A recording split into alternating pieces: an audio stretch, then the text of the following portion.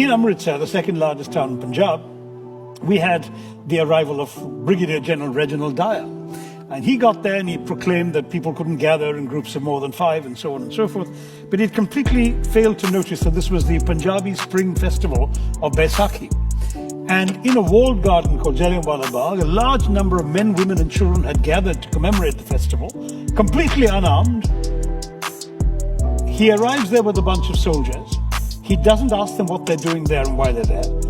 He doesn't even take a look at who they are. He doesn't fire a warning shot.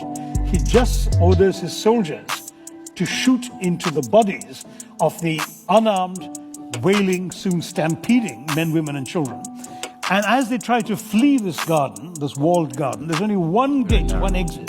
And he stations his soldiers right there, as he himself explains later, because that makes these people easier targets.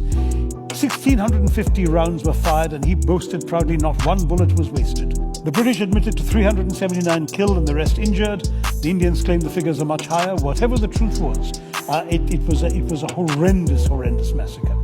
At the end of it, he bars the gate shut and doesn't allow even the relatives of the dead, the dying and the wounded to tend to their dear ones. They are forced to lie for 24 hours in the hot April sun. Many of whom die because of that.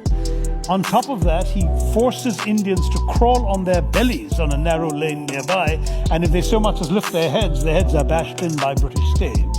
At the end of all of this, of course, there is outrage. The House of Commons condemns him. The House of Lords promptly passes a resolution praising him for what he had done. And the British take out a collection to reward him. And they raise the equivalent of £250,000 in today's money, which is presented to him with a bejeweled sword. And that flatulent voice of Victorian imperialism, Rudyard Kipling, hails him as the man who saved India.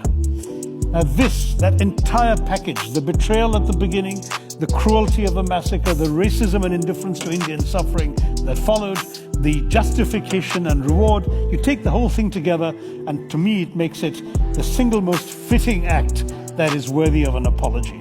And if somebody on the centenary of that event, somebody from the royal family, because everything was done in the name of the crown, were to come to Amritsar and go down on their knees at Jallianwala Bagh and beg forgiveness or express remorse, apologize for this sin, I think it would have a remarkably cleansing effect and perhaps wash away much of the wrongs that were done in the preceding 200 years.